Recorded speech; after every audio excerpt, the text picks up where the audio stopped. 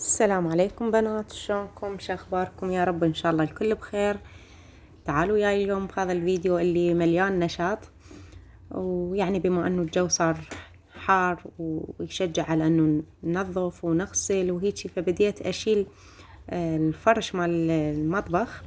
قلت اشيله واغسله بعد، يعني ما راح ارجعه، ما راح افرشه، لانه قلت لكم بالنهار حارة، يعني شوي بالليل تبرد.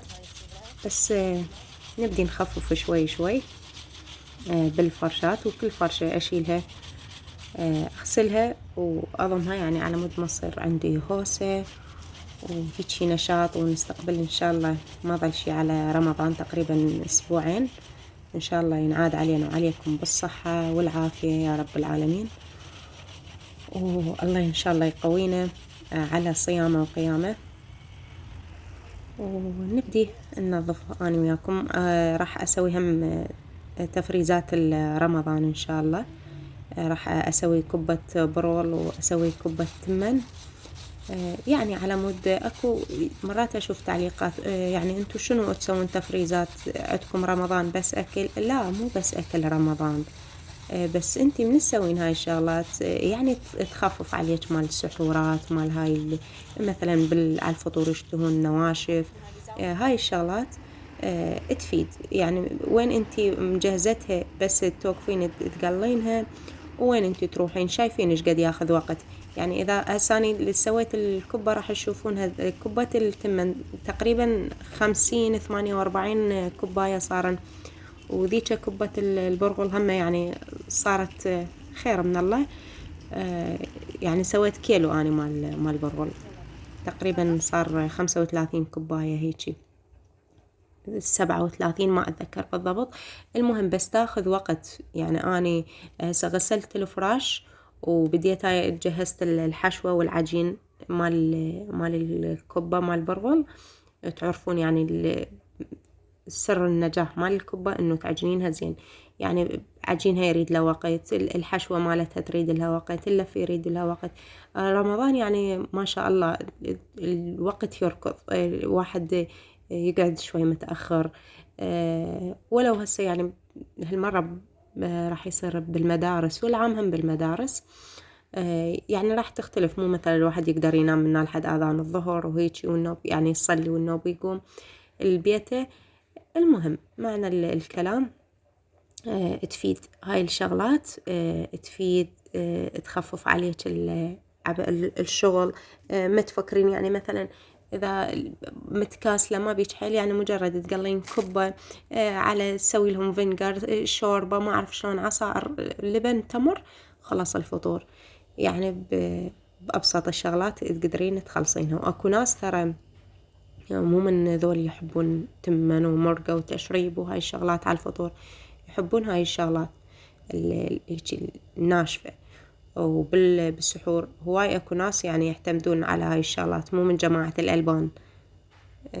يحبون لا تقلى وهيجي، يعني يحسون هيجي يلا يشبعون، يصير بيهم حيل. يعني اكو ثاني يوم ناس عندها شغل، تطلع لأشغالها، الطلاب يروحون الدوام، يعني النهار كله يظل هو غير كل ما كله أكلة زينة على قولتهم يقولون تملح قلبه.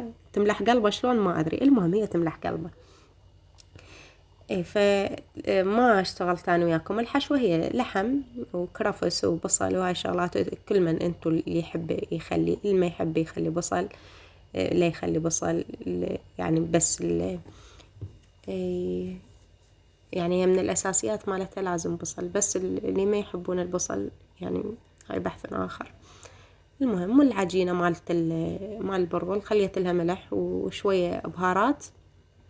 أي بهارات انتي عندك بهارات كبة، بس كركم، وتتنقع أول مرة والنوب تنعجن بيك، وما تعجنينها بحيث تصير هيجي شلون العالوشة على مود ما تتفتح عندك. شوف هسه أنا شلون جاي أسويها، وهاي لا تخلين بيها زايد على مود ما تصير يعني قوة تنقص، تصير ثخينة طبقتها، يعني طبقتها متوسطة، لا خفيفة وتنفتح بسرعة، ولا يعني ثقيلة وقوة تنفتح. هاي بديت أسلق بيهم مكملتهم، خليت مي وملح خليته يفور، ومن بعدها قمت أسلق بيهم هيك، وأخليهم أصفطهم بالصينية يبردون، إنه أخليهم بالحافظات وأضمهم. وهنا أنا هاي هم سويت التمن، خليت راسين مال بوتيتا كبار ويل التمن، يعني سويتهم مكعبات وسلقتهم سوا، وهم معجنها. يعني شوف هسه العجينة مالتها تصير، أنا عجنها بيدي، أكو ناس يخلونها بالماكينة مال اللحم، يعني المثرامة، بس أنا هيك يعني تطلع هاي هي. والحشوة نفسها اللي سويتها هناك، يعني أنا دبلتها سويتها مال، حسبت حساب الكبة هاي والكبة ذيك مال البرغل ومال التمن، وبديت أشكل بأشكالهم.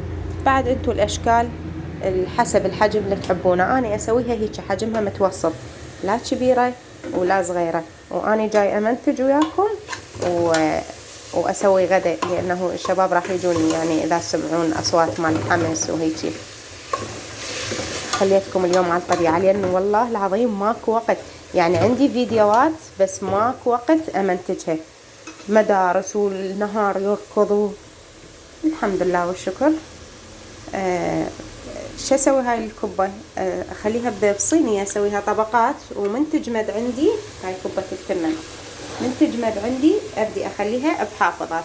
ما خليتها بحافظات، شايفين هاي الأكياس اللايلون هاي البيض أبو الوزن مال كيلو، بيها صفطت كل تشيز، خليت بيه يعني قد 8 قطع 10 قطع، يعني أنا اللي أحتاج ايش قد، أنا خليت على 8، لأنه أنا من راح أسويها يعني ما أسويها ببحدها، يعني كبة على قلي باذنجان على فينجر أسوي لهم بورق ويا، يعني من كل شيء شوية، مو حتى يصير تنوع لهم.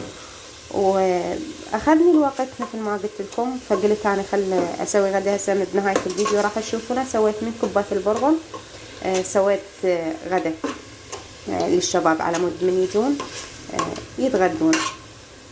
وهيك هذا تريدون هم التمن ابيض بلا ما تخلوا، لا انا خليت له شويه كركم، والتمن سلق عادي يعني مي، والتمن هم لا دهن ولا هاي السوالف، يعني احكي للبنات الصغار خافوا اللي ما يعرفون شلون يسوون التمن مال الكبة، بس مي وملح تخلي له، يعني مثلا خليتي قلاصين تمن خلي 3 قلاصات مي، على مود شنو يصير عندك لين، ومن ينعجن بسهولة، مو تظلين تعجنين بيه وهو محبب لو هيك هم يتهدر حاله حال التمن الطبيعي هذا اللي نطبخه ويصير.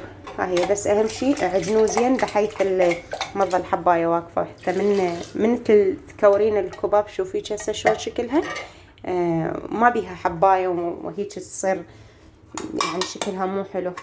هاي هنا انا سويتهم، هاي اللي ظلت عندي مهند يحب هيك هاي بس التمن، مو تمن وبي بوتيتا يحبه بس هو هيك، فسويت له هاي الاصابع ذني إله، ما يحب ام الحشوه ما ياكلها، ذني خليتن إله، والباقي سويته قلت لكم تفيد.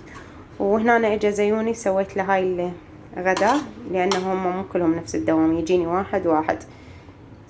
سويت هذا الغداء، وكان هذا يومي وهذا روتيني. ان شاء الله حبيتوه، واذا وصلتوا لي جاي خلونا لايك على مود تشجعوني انه انزل لكم فيديوهات، لانه اللايك يحفز يعني، يصعد الفيديو، يخليه يعني واهس لي انزل لكم فيديوهات وهيجي. ولهنا مثل ما قلت لكم راح ينتهي وياكم الفيديو، التقيكم ان شاء الله بفيديوهات جديده وروتينات جديده وتحضيرات رمضان ان شاء الله. ما اعرف شنو الفيديو مالتنا الجاي، وراح اقول لكم مع السلامه. هاي فتحت لكم الكبه جاي اراويكم شكلها، وخلاص هاي هي لهنا ننتهي وياكم بالفيديو. مع السلامه.